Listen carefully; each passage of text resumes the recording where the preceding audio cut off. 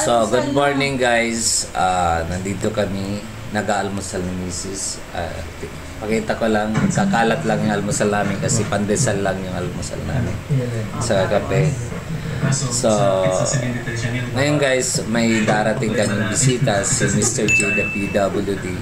Actually guys, dapat kasama ako doon sa pupunta, susunod sa kanya doon sa Turbina. Kaya lang, parang sa pasarap ako ng tulog, buti na lang, alam ni Kaundo. Si Kaundo kasi sabi ni Kaundo na, Kalinga Kaundo na sabihin sa kung anong oras, kasi pupunta din siya. Akala ko nga kasama ko doon, kaya lang okay lang yun kasi talagang napasarap ako ng tulog, nakakaya na makikaundo kung maghihintay pa sa akin. Magandang araw o gabi sa ating so ngayon, hinihintay ko na lang si Mr. J, yung kaibigan ko.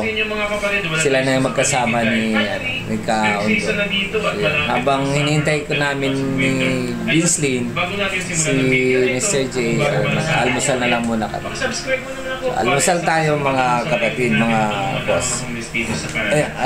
Ano na ba? Maraming salamat. Mamaya na lang update ko kayo. Okay. Almusal tayo, pandesal.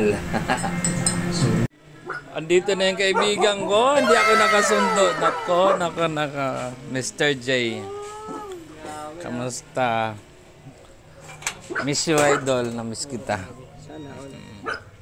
Ay, Mr. J. Asan gamit mo? Ayun na, kaibigan ko. Dumating na. Ay, nawakan ko na naman ulit. Ayan, shout out sa lahat.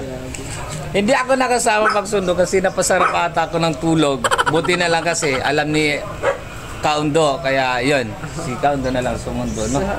At saka yung bag niya kasi malaki na.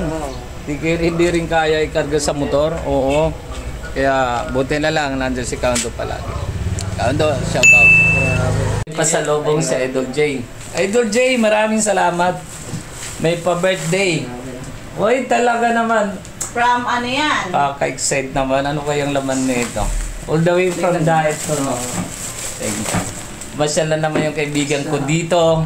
Ayan, kaibigan, maraming salamat sa di ka nagbabago.